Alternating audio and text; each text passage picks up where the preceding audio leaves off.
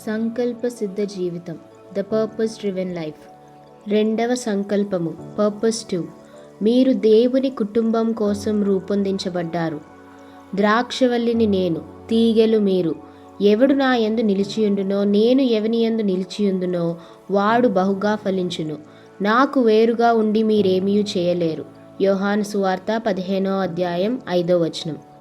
ఒక్క శరీరములో మనకు అనేక అవయవములుండినను ఈ అవయవములన్నిటికీ ఒక్కటే పని ఎలాగూ ఉండదో, అలాగే అనేకులమైన మనము క్రీస్తులో ఒక్క శరీరముగా ఉండి ఒకనికొకరము ప్రత్యేకముగా అవయవములై ఉన్నాము. రోమీలకు రాసిన పత్రిక 12వ అధ్యాయం 4-5 వచనములు. చాప్టర్ 15. దేవుని కుటుంబం కోసం మనల్ని సృజించాడు. Formed for God's family.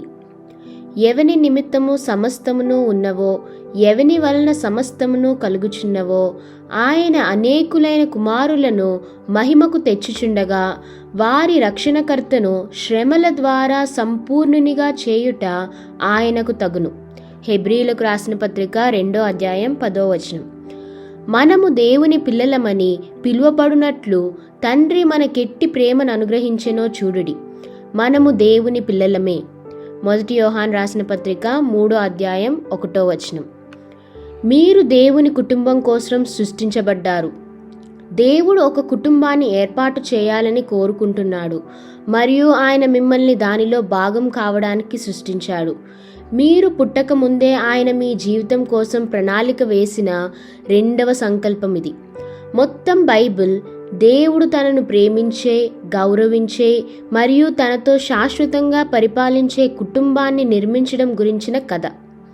ఎట్లనగా తన ప్రియునియందు తాను ఉచితంగా మనకు అనుగ్రహించిన తన కృపా మహిమకు కీర్తి కలుగునట్లు తన చిత్త ప్రకారమైన దయా సంకల్పము చొప్పున యేసుక్రీస్తు ద్వారా తనకు కుమారులనుగా స్వీకరించుటకై మనలను ముందుగా తన కోసము నిర్ణయించుకొని మనము తన ఎదుట పరిశుద్ధులమును నిర్దోషులమునై ఉండవలనని జగత్తు పునాది వేయబడక మునుపే ప్రేమ చేత ఆయన క్రీస్తులో మనలను ఏర్పరచుకొనెను.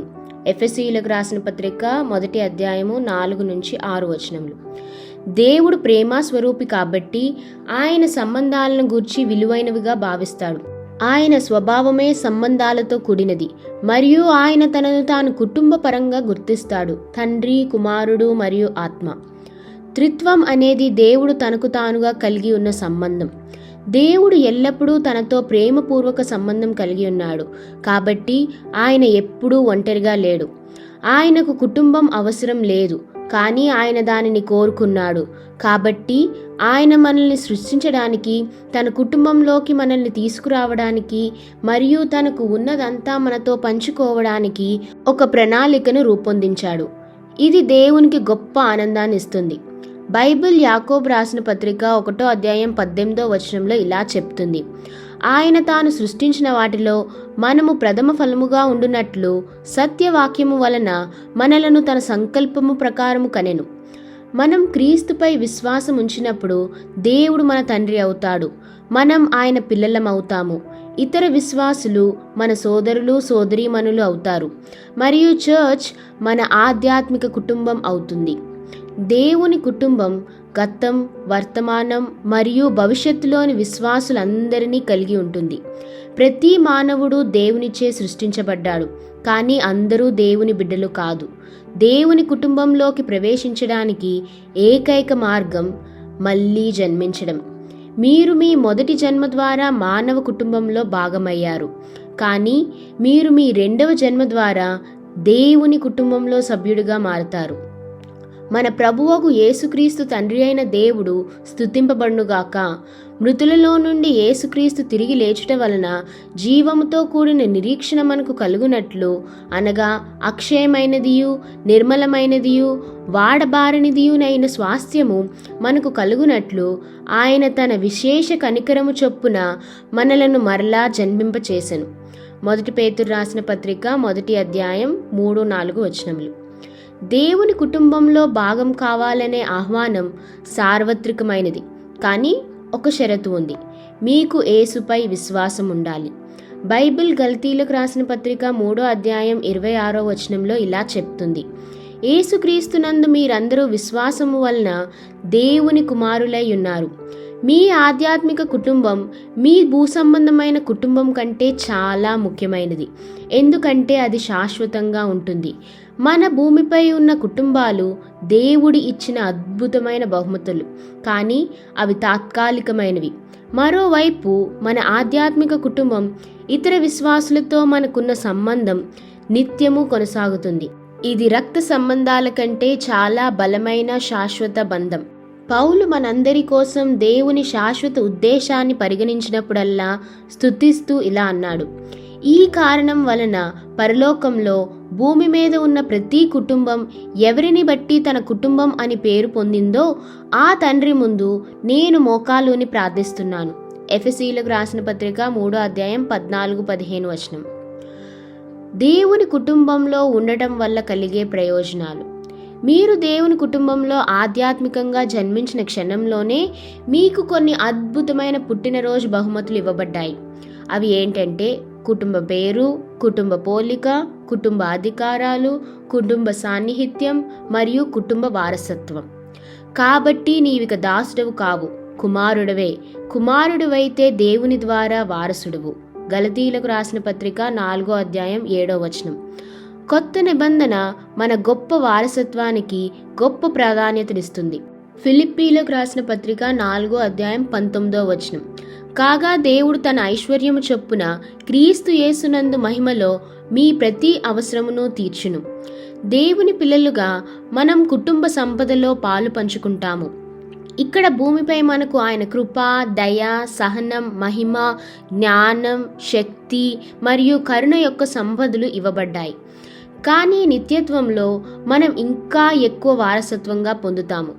పౌలు ఎఫెసీయులకు రాసిన పత్రిక 1:18 ఇలా అన్నాడు: మీ మనోనేత్రాలు వెలిగి మన పిలుపు గురించిన నిరీక్షణ ఎలాంటిదో, పరిశుద్ధుల్లో ఆయన మహిమగల వారసత్వం ఎంత ఐశ్వర్యవంతమో మీరు గ్రహించాలని నా ప్రార్థన. ఆ వారసత్వంలో ఖచ్చితంగా ఏమి ఉంటుంది? మొదటిగా మనం దేవునితో శాశ్వతంగా ఉండగలుగుతాం. రెండవదిగా మనం పూర్తిగా క్రీస్తులాగా మారుతాం. మూడవదిగా మనం అన్ని బాధల నుండి మరియు మరణం నుండి విముక్తి పొందుతాము. నాలుగవదిగా మనకు ప్రతిఫలం లభిస్తుంది. ఐదవది మనం క్రీస్తు మహిమలో పాలు పంచుకోగలుగుతాము. ఎంత ఉన్నతమైన వారసత్వం! మీరు గ్రహించిన దానికంటే మీరు చాలా ధనవంతులు. బైబిల్ 1 పేతురు రాసిన పత్రిక 1:4 ఇలా చెప్తుంది: దీని మూలంగా మనకు ఒక వారసత్వం లభించింది. ఇది నాశనం కాదు, మరకపడదు, వాడిపోదు. ఇది పరలోకంలో మీకోసం ఎప్పుడూ భద్రంగా ఉండేది. దీని అర్థం మీ పరలోక వారసత్వం అమూల్యమైనది, స్వచ్ఛమైనది, శాశ్వతమైనది మరియు రక్షించబడినది. ఎవరూ దానిని మీ నుండి తీసుకోలేరు. దీనిని యుద్ధం, పేద ఆర్థిక వ్యవస్థ లేదా ప్రకృతి వైపరీత్యం ద్వారా నాశనం చేయలేం. పౌలు కొలసీయులకు రాసిన పత్రిక 3:23-24 ఇలా అన్నాడు: ప్రభువు వలన స్వాస్థ్యంను ప్రతిఫలముగా పొందుదుమని ఎరుగుదురు గనుక మీరేమి చేసినను అది మనుషుల నిమిత్తము కాక ప్రభువు నిమిత్తమని మనస్ఫూర్తిగా చేయుడి. మీరు ప్రభువైన క్రీస్తునకు దాసులై ఉన్నారు. బాప్తిస్మము దేవుని కుటుంబంతో మిమ్మల్ని మీరు అనుబంధించుకోవడం. ఆరోగ్యకరమైన కుటుంబాలకు కుటుంబ అహంకారం ఉంటుంది. కుటుంబంలో భాగంగా గుర్తించబడడానికి సభ్యులు సిగ్గుపడరు. విచారకరంగా యేసు ఆజ్ఞాపించినట్లుగా బాప్తిస్మం తీసుకోవడం ద్వారా తమ ఆధ్యాత్మిక కుటుంబంతో బహిరంగంగా తమను తాము గుర్తించుకొని చాలామంది విశ్వాసులను నేను కలిశాను. బాప్తిస్మం అనేది వాయిదా వేయగలిగిన ఒక ఆచారం కాదు. ఇది దేవుని కుటుంబంలో మీరొక భాగమని సూచిస్తుంది. దేవుని కుటుంబంలో భాగమైనందుకు నేను సిగ్గుపడను అని ప్రపంచానికి ఇది బహిరంగంగా ప్రకటిస్తుంది. మీరు బాప్తిస్మం తీసుకున్నారా?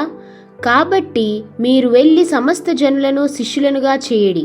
తండ్రి యొక్కయు, కుమారుని యొక్కయు, పరిశుద్ధాత్మ యొక్కయు నామములోనికి వారికి బాప్తిస్మం ఇచ్చుచు నేను మీకు ఏ ఏ సంగతులను ఆజ్ఞాపించితినో వాటినన్నిటినీ గైకొనవలెనని వారికి బోధించిడి.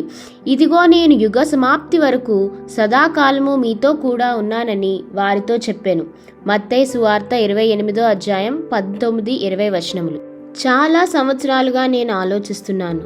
యేసు యొక్క గొప్ప ఆజ్ఞ, జీసస్ గ్రేట్ కమిషన్, సువార్త ప్రచారం మరియు ఆత్మాభివృద్ధి వంటి గొప్ప పనులకు ఇచ్చినట్లే బాప్తిస్మమునకు కూడా ఎందుకు అంత ప్రాముఖ్యతనిస్తుందో అని. బాప్తిస్మము ఎందుకు అంత ముఖ్యమైనది? బాప్తిస్మము మీ జీవితానికి దేవుడు కలిగి ఉన్న రెండవ సంకల్పాన్ని సూచిస్తుందని గ్రహించాను. అది దేవుని శాశ్వత కుటుంబం యొక్క సహవాసంలో పాల్గొనడం. బాప్తిస్మము అర్థవంతమైనది. మీ బాప్తిస్మము మీ విశ్వాసాన్ని ప్రకటిస్తుంది, క్రీస్తు యొక్క సమాధి మరియు పునరుద్ధాన్ని పంచుకుంటుంది, మీ పాత జీవితానికి మరణాన్ని సూచిస్తుంది మరియు క్రీస్తులో మీ కొత్త జీవితాన్ని ప్రకటిస్తుంది. ఇది దేవుని కుటుంబంలో మీ చేరికకు ఒక వేడుక కూడా. మీ బాప్తిస్మము ఆధ్యాత్మిక సత్యం యొక్క భౌతిక చిత్రం. దేవుడు మిమ్మల్ని తన కుటుంబంలోకి తీసుకువచ్చిన క్షణంలో ఏమి జరిగిందో ఇది సూచిస్తుంది. 1 కొరింథీయులకు రాసిన పత్రిక 12వ అధ్యాయం 13వ వచనం. ఎలాగనగా యూదులమైనను గ్రీసు దేశస్థులమైనను దాసులమైనను స్వతంత్రులమైనను మనమందరము ఒక్క శరీరంలోనికి ఒక్క ఆత్మయందే బాప్తిస్మము పొందితిమి, మనమందరము ఒక్క ఆత్మను పానము చేసిన వారమైతిమి. బాప్తిస్మము మిమ్మల్ని దేవుని కుటుంబంలో సభ్యునిగా చేయదు, క్రీస్తుపై విశ్వాసం మాత్రమే అలా చేస్తుంది. బాప్తిస్మము మీరు దేవుని కుటుంబంలో భాగమని చూపిస్తుంది. వివాహ ఉంగరం లాగా ఇది మీ హృదయంలో చేసుకున్న అంతర్గత నిబద్ధతకు కనిపించే జ్ఞాపిక. ఇది ఒక దీక్ష చర్య. మీరు ఆధ్యాత్మికంగా పరిణితి చెందే వరకు మీరు వాయిదా వేసేది కాదు. మీరు నమ్మడం మాత్రమే బైబిల్ షరతు. కొత్త నిబంధనలో ప్రజలు వారు విశ్వసించిన వెంటనే బాప్తిస్మం తీసుకున్నారు. పెంతెకోస్తు రోజున 3000 మంది క్రీస్తును అంగీకరించిన రోజే బాప్తిస్మం తీసుకున్నారు. మరొక చోట ఒక ఇథియోపియన్ నాయకుడు మారినప్పుడు అక్కడికక్కడే బాప్తిస్మం తీసుకున్నాడు. మరియు పౌలు, శీల అర్ధరాత్రి ఫిలిప్పీలకు చెందిన చెరసాల అధికారికి అతని కుటుంబానికి బాప్తిస్మం ఇచ్చారు. కొత్త నిబంధనలో ఆలస్యమైన బాప్తిస్మాలు లేవు.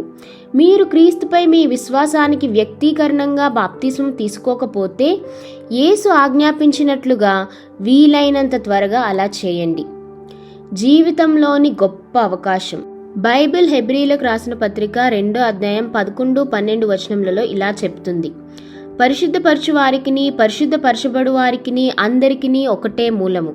ఈ హేతువు చేతను వారి సహోదరులని పిలుచుటకు ఆయన సిగ్గుపడక, నీ నామమును నా సహోదరులకు ప్రచురపరుతును, సమాజము మధ్య నీ కీర్తిని గానము చేతును అనెను. మరియు నేనాయనను నమ్ముకొని యుందుననియు, ఇదిగో నేనును దేవుడు నాకిచ్చిన పిల్లలను అనియు చెప్పుచున్నాడు. ఆ అద్భుతమైన సత్యాన్ని మీలో ఇముడ్చుకోండి. మీరు దేవుని కుటుంబంలో ఒక భాగం మరియు యేసు మిమ్మల్ని పవిత్రంగా చేశాడు కాబట్టి దేవుడు మీ పట్ల గర్విస్తున్నాడు. యేసు మాటలు స్పష్టమైనవి. మత్తయి సువార్త 12వ అధ్యాయం 48 నుంచి 50 వచనములు. అందుకు ఆయన తనతో ఈ సంగతి చెప్పిన వాని చూచి, నా తల్లి ఎవరు, నా సహోదరులెవరు అని చెప్పి తన శిష్యుల వైపు చేయి చాపి, ఇదిగో నా తల్లియు నా సహోదరులను, పరలోకమందున్న నా తండ్రి చిత్తము చొప్పున చేయువాడే నా సహోదరుడును నా సహోదరియు నా తల్లియు అనెను. దేవుని కుటుంబంలో చేర్చబడడం అనేది మీరు పొందే అత్యున్నత గౌరవం మరియు గొప్ప హక్కు. మరేదీ దీనితో పోల్చదగినది కాదు. మీరు అప్రధానంగా ప్రేమించబడనట్లు లేదా అభద్రతగా భావించినప్పుడల్లా మీరు ఎవరికి చెందినవారో గుర్తుంచుకోండి. 15వ రోజు. నా సంకల్పం గురించి ఆలోచించాల్సిన అంశం. దేవుని కుటుంబం కోసమే నేను సృష్టించబడ్డాను. గుర్తుంచుకోవలసిన వాక్యం.